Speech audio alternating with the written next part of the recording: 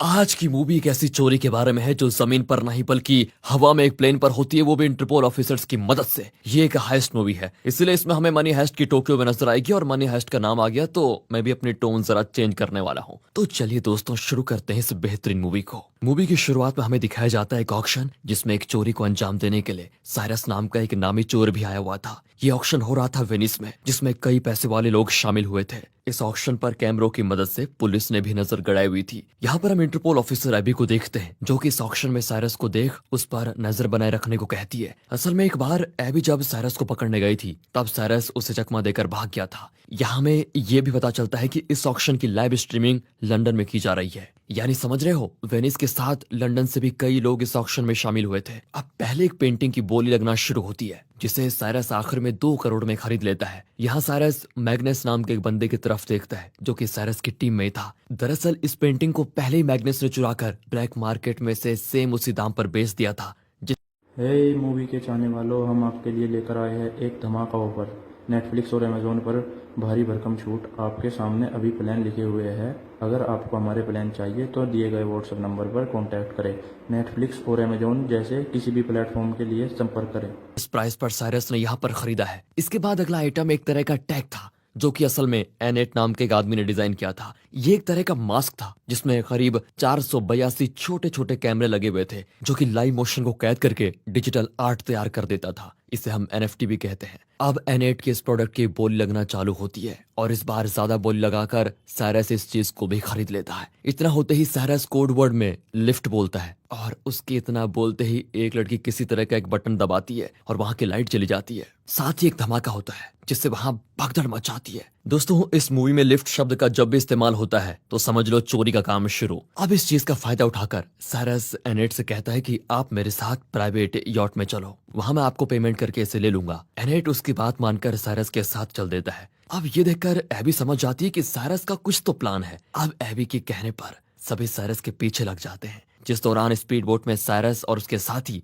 यहाँ से पुलिस को चकमा देकर निकल जाते हैं। असल में साइरस की हैकर दोस्त मिजुन ने पानी के बीचों बीच एक बैरियर को खड़ा करके पुलिस को रोक लिया था और इस तरह साइरस और उसकी टीम एनेट के साथ अपने यॉट पर निकल जाते हैं। यहाँ में अब साइरस की टीम दिखाई जाती है। इसमें शामिल थे खुद mastermind Cyrus, hacker Mijun, pilot Camellia, दुनिया की किसी भी तिजोरी को तोड़ने में माहिर मैग्नस, इंजीनियर लूक और डेंटन शामिल थे। वो मिजन ही थी जिसकी वजह से ऑक्शन में भगदड़ मची थी। यहाँ साइरस एनेट के अकाउंट में 2 करोड़ ट्रांसफर करता है और फिर ये लोग खूब पार्टी करते हैं। इधर एबी अब इन लोगों को तो पकड़ नहीं पाती, लेकिन उसने डेंटन को पकड़ लिया था। वो डेंटन से साइरस के बारे में पूछती है जिसे डेंटन पहले तो कुछ नहीं बताता, मगर फिर जब एबी उससे कहती है कि जो पहली पेंटिंग साइरस ने चोरी की थी उसका इल्जाम मैं तुम पर डालकर तुम्हें पूरी जिंदगी के अंदर कर दूंगा, तब इस पर डेंटन कहता है कि साइरस को पकड़ने के लिए हमें लंदन जाना होगा। दूसरी ओर जब एनेट उठता है तो वो न्यूज देखता है कि उसमें बताया जा रहा है एनेट को कुछ लोगों ने किडनैप कर लिया है। अब इस बारे में एनेट साइरस से पूछता है तो वो कहता है कि क्या तुम्हें लगता है कि हमने तुम्हें किडनैप किया है? ऐसा नहीं है, बल्कि ये हमारी प्लानिंग का हिस्सा था। तुम जानते हो जब मोनालिसा की पेंटिंग को चोरी किया गया था उसकी कीमतें रातों रात आसमान छूने लगी थी। यही चीज तुम्हारी साठ के साथ होगी। इस वक्त ब्लैक मार्केट में इसकी कीमत करीब 8 करोड़ हो चुकी है जिसे हम आपस में बांट लेंगे। एनेट ये सुनते ही साइरस के साथ हाथ मिला देता है। इधर लंदन में अभी इंटरपोल ऑफिसर हॉक्सली के बुलाने पर आती है जो उसे लारेस नाम के एक माफिया के बारे में बताता है जिसने पिछले महीने पहले एक शहर को डुबाकर स्टॉक मार्केट में उथल पुथल कर दी थी और फिर इससे उसने काफी पैसे बनाए थे। इसमें लेरेस के साथ लेविथन दे रही थी जो कि शहर को डुबाने का काम पैसों के बदले में करती है। इस बार बारी थी वेनिस शहर की। लेविथन इस बार लेरेस से ढेर सारे सोने के बदले ये काम करने वाली थी जिसमें उसका और लेरेस दोनों का ही फायदा था, क्योंकि पिछली बार की तरह लेरेस स्टॉक मार्केट से इस बार भी अच्छे पैसे छापना चाहता है। अब हॉक्सली कहता है कि मेरा एक खबरी है जो लेरेस के आदमियों में शामिल है, उसकी मदद से मुझे पता चल जाएगा कि लेरेस के लोग सोना कहां से कहां तक लेविथन को डिलीवर करने के लिए लेकर जाएंगे। पर अब पुलिस भी लेरेस के उस सोने को पकड़ना चाहती है, मगर चोरी कैसे करनी है ये तो एक चोर ही बता सकता है। इसलिए मैं चाहता हूँ कि तुम लोग साइरस को इस सोने की चोरी करने के लिए राजी करो। तुम दोनों के बीच पुराना रिश्ता रह चुका है तो तुम्हारी बात वो जरूर मानेगा। अब एबी साफ इनकार कर देती है और कहती है कि साइरस इतना बेवकूफ नहीं है कि वो लेरेस जैसे माफिया का सोना चुराकर उससे दुश्मनी मोल लेगा। लैरेस कितना खतरनाक है ये सभी जानते हैं। अब यहाँ हॉक्सली एबी से ये कहता है कि अगर इस बार हमने लैरेस को नहीं पकड़ा तो वो कई लोगों की जान सिर्फ अपने फायदे के लिए शहर में बाढ़ लाकर ले लेगा। ये सुनकर एबी राजी हो जाती है इस काम को करने के लिए। फिर क्या था, वो डेंटन की मदद से साइरस से मिलती है। यहाँ हमें इन दोनों की बातों से पता चलता है कि एक बार जब साइरस किसी चीज को चोरी करने के मिशन पर था, उस वक्त एबी उसे रंगे हाथों पकड़ने के मिशन पर थी। तब वो साइरस से दूसरी पहचान बनाकर उससे मिली थी। इस दौरान इन दोनों की रिलेशनशिप करीब 7 दिनों तक चली और साइरस एबी को चकमा देने के साथ साथ चोरी करके निकल गया था। तब से एबी उसे पकड़ना चाहती थी। फिलहाल अभी एबी साइरस को अपने आने का असली मकसद बताती है, जिस पर साइरस तैयार हो जाता है और उसे डर था कि लैरेस बहुत खतरनाक आदमी है। साथ ही अगर ऐन वक्त पर इंटरपोल ने भी अपने कदम वापस ले लिए तो मुश्किल हो जाएगी। यहाँ साइरस की शर्त ये थी कि एबी भी इस चोरी में उसकी टीम को ज्वाइन करे, पर वो इनकार कर देती है और साइरस उसे 24 घंटे का वक्त देता है सोचने के लिए, जो कि काफी सोचने के बाद अगले दिन इनके साथ उस चोरी में शामिल होने के लिए मान जाती है। अब यहाँ से शुरू होता है इनका असली प्लान। एबी बताती है कि सोने को पहले एक ट्रक में लोड किया जाएगा और फिर उसे लंदन में एक प्लेन में लोड किया जाएगा। इस प्लेन से सोना पहुंचेगा ज्यूरिक, जहां से अनलोड करके सोने को लैरेस की प्रॉपर्टी पर उसके और लेविथन के पास पहुंचा दिया जाएगा। अब यहाँ खतरा यह था कि इन्हें सोने को गोडाउन से प्लेन में शिफ्ट करने तक ही उस सोने को चुराना था। अब इतने कम टाइम में इतने सारे सोने को चुरा पाना तो नामुमकिन लग रहा था। अब इस पर साइरस कहता है कि हम इस चोरी को प्लेन में अंजाम देंगे, जिसके लिए हमें उसी प्लेन की तरह दिखने वाला एक दूसरा प्लेन चाहिए होगा। ये सुनकर मिजुन चेक करती है तो पता चल जाता है कि जिस प्लेन की साइरस मांग कर रहा है उससे मिलता जुलता एक प्राइवेट प्लेन मौजूद है। फिर ये लोग उस प्लेन के मालिक से मिलने जाते हैं, जो कि इस काम के लिए अपना प्लेन देने से मना कर देता है। इस पर एबी उस आदमी को धमकाती है कि मैं इंटरपोल से हूँ, अगर मैं चाहूँ तो तुम्हारे इस प्लेन की वजह से तुम्हें अरेस्ट करके अंदर कर सकती हूँ, क्योंकि तुमने इसमें जिस तरह की चीजें लगाई हैं वो यहाँ पर गैर कानूनी है। असल में इस प्लेन में एक बड़ी सी एलईडी लाइट स्क्रीन होती है और इसमें काफी अलग अलग फीचर भी मौजूद थे। एबी की धमकी से वो डरकर प्लेन उसके हवाले कर देता है। फिर ये लोग प्लेन में कुछ ऐसे बदलाव करते हैं जिससे ये रडार की नजरों से बच पाए। अगला काम था मिजुन का। उसे ऐसी डिवाइस बनानी थी जिससे इन दोनों प्लेन्स के जीपीएस एक हो जाए, ताकि एयर ट्रैफिक कंट्रोल सिस्टम में दूसरी वाली प्लेन दिखे ही ना। यहाँ पर एक समस्या थी। मिजुन बताती है कि मैं ऐसा डिवाइस तो बना लूंगी, लेकिन जब तक दोनों प्लेन के जीपीएस कनेक्ट होकर एक होंगे, उन चंद लम्हों के दौरान तो प्लेन दिखाई देगा। हमें इसके लिए एयर ट्रैफिक कंट्रोल सिस्टम में एक आदमी की जरूरत पड़ेगी जो इस चीज को नजरअंदाज कर दे। एबी कहती है मैं एक आदमी को जानती हूँ, उसका नाम हैरी है। हैरी से एबी और साइरस मिलने जाते हैं। अब हैरी, जो कि एक विकलांग था, वो कहता है कि इस काम में तो काफी खतरा है और साथ ही चोरी भी तुम लोग लैरेस की कर रहे हो, वो तुमको छोड़ेगा नहीं। एबी की लाख कहने पर भी वो राजी नहीं होता, तो साइरस उससे कहता है कि तुम्हें इसके लिए मैं $2 लाख दूंगा। और ये सुनकर हैरी फटाक से मान जाता है। अब सब कुछ सेट था, बस इन्हें चोरी करने की देरी थी। लेकिन इससे पहले एक दिन साइरस अपने साथियों से कहता है तुम लोगों में से कोई अगर जाना चाहता है तो जा सकता है, क्योंकि अगर हम पकड़े गए तो लैरेस किसी को भी जिंदा नहीं छोड़ेगा। इस पर सभी कहते हैं कि बिना किसी रिस्क के तो काम में मजा आता ही नहीं, हम कहीं नहीं जाएंगे। और ये सुनकर साइरस कहता है कि ठीक अगले 10 दिन के अंदर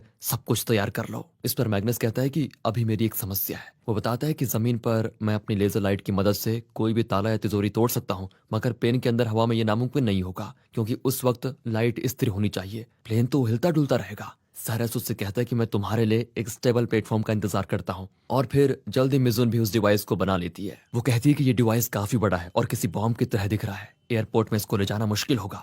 अब एबी कहती है कि एक काम करो, तुम उसके सभी टुकड़े अलग अलग करके सब लोगों में बांट दो, फिर इसे प्लेन के बाथरूम में पहुंचने के बाद वहां जोड़ दिया जाएगा। हाँ, ये आइडिया काफी सही था। तो मिजुन ऐसा ही करती है। फिर वो दिन भी आ जाता है जब इन्हें प्लेन पर चढ़ना था। ये लोग प्लेन पर बैठ जाते हैं, जहां हम लैरेस के कुछ लोगों को इसी प्लेन पर देखते हैं, जिसमें से 3 इकोनॉमी क्लास में और 2 बिजनेस क्लास में मौजूद थे। अभी तक ल्यूक नहीं आया था, जिसे जब साइरस कॉल करता है तो वो बताता है कि देखो मुझे सही नहीं लग रहा है, इसलिए मैं इस चोरी में शामिल नहीं हो सकता। इस प्लेन में सोना नीचे की तरफ था और इसी के साथ इनका प्लेन उड़ान भरता है, जिसके साथ उधर से कैमिला भी दूसरा वाला प्लेन उड़ाती है। वो बहुत ही अच्छी पायलट थी, तो इससे बेहतर काम कैमिला के लिए क्या ही होगा। इस दौरान मैग्नस जाकर इकोनॉमी क्लास के बाथरूम में जीपीएस डिवाइस के टुकड़ों को रख देता है। अब ल्यूक नहीं आ रहा था, तो उसकी जगह डिवाइस को जोड़कर लगाने का काम एबी अपने हाथ में लेती है। वो इकोनॉमी क्लास के बाथरूम से उन डिवाइसेस के टुकड़ों को ले जाकर बिजनेस क्लास के बाथरूम में जाकर जोड़ती है। बट जब वो उस डिवाइस को लगा रही थी तो प्लेन में झटके की वजह से वो डिवाइस नीचे गिरकर टूट जाता है। ये देखकर एबी वहां पर साइरस को बुलाती है।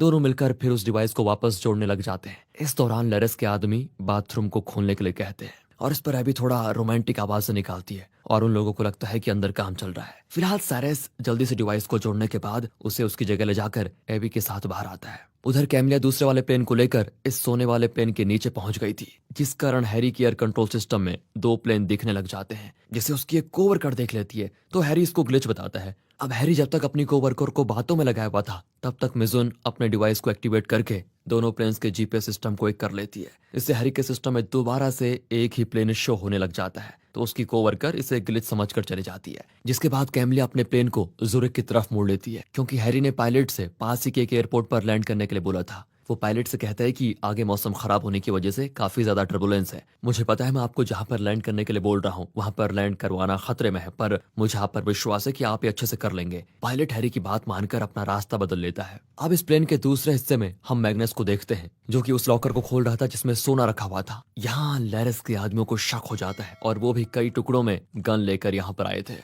वो जल्दी गन को असेंबल करके मैग्नस की तरफ जाते हैं, जहाँ साइरस और एबी उन्हें रोकते हैं। यहाँ इनके बीच काफी बड़ी फाइट होती है, इसमें साइरस और एबी उन दोनों लोगों को मारने में कामयाब होते हैं, पर बाकी के जो और 3 गुंडे थे उन्होंने मैग्नस के साथ एबी और साइरस को गन पॉइंट पर ले लिया था। सोना चुराने के पहले ये लोग पकड़े गए थे।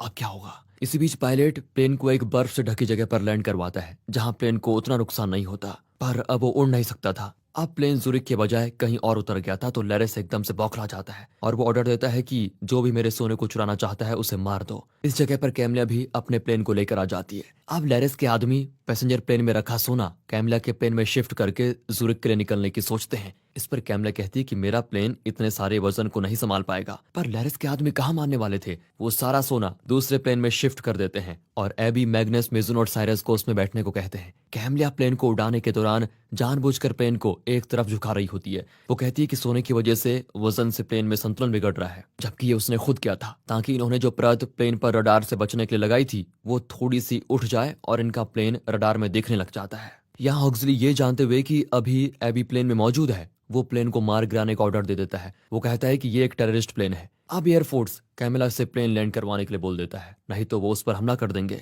लैरिस के आदमी कैमिला से कहते हैं कि उन्हें कोई जवाब न देना, नहीं तो हम तुम्हें मार डालेंगे। इस पर कैमिलिया प्लेन की एलईडी पर एयरफोर्स को एक मैसेज दिखाती है, जिसमें लिखा हुआ था कि इस प्लेन में सिविलियंस और प्लेन को हाईजैक कर दिया गया है। ये देखकर एयरफोर्स अपना रास्ता बदल लेती है। उधर लेवियथन और लैरिस सोने के पहुंचने का इंतजार कर रहे होते हैं और फिर प्लेन में किसी तरह साइरस और एबी 2 और लोगों को मार गिराते हैं, पर उनमें से कैमिला को घायल कर देता है, जिस कारण वो प्लेन नहीं उड़ा पाती। तो इस प्लेन को एबी और साइरस आखिरी आदमी को मारने के बाद संभालते हैं। फिर ये लोग किसी तरह लैरिस की प्रॉपर्टी पर लैंड करते हैं, जहां लैरिस के आदमी उन्हें पकड़ लेते हैं और प्लेन पर जिसने कैमिला को घायल किया था वो जिंदा था। तो वो लैरिस से बता देता है कि इनमें से कोई एक इंटरपोल से है। अब ये सुनकर लेविथन लैरिस से कहती है कि इसमें इंटरपोल शामिल हो गई है, तो मुझे तुमसे ये सौदा नहीं करना। इतना कहकर वो जाने लगती है, तो लैरिस तो लेविथन को गोली मार देता है। फिर वो पूछता है कि तुम सब में से कौन है इंटरपोल से। इस पर साइरस झूठ बोल देता है कि मैं हूं इंटरपोल ऑफिसर, उसने ये एबी की जान बचाने के लिए किया था। अब लैरिस उसे गोली मारने वाला था, तभी वहां पर पुलिस और हॉक्सली आ जाते हैं, जिन्हें देखकर लैरिस बोलता है कि ये लोग मेरी प्रॉपर्टी पर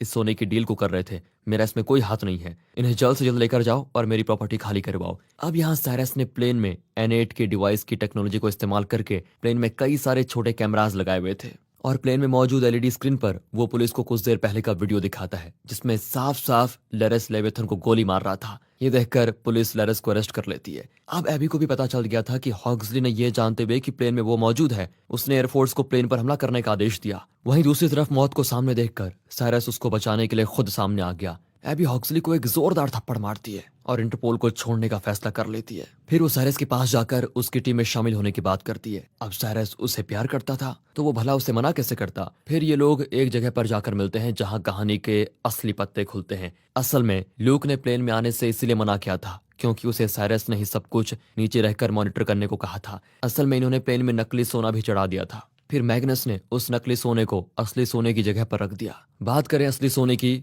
तो वो मैग्नस ने प्लेन से नीचे गिरा दिया और इसी को मॉनिटर और ट्रैक करने का काम उसने ल्यूक को दिया था, जो कि समुद्र के अंदर था। साइरस एक बटन दबाकर उस सोने को बाहर निकालता है। हॉक्सली उधर नकली सोना देखकर एकदम से बौखला जाता है, फिर वो कुछ नहीं कर पाता। एबी भी यहाँ पर साइरस के दिमाग की दाद देती है और इसी हैप्पी एंडिंग के साथ ये चोरी दोस्तों यहाँ पर खत्म होती है।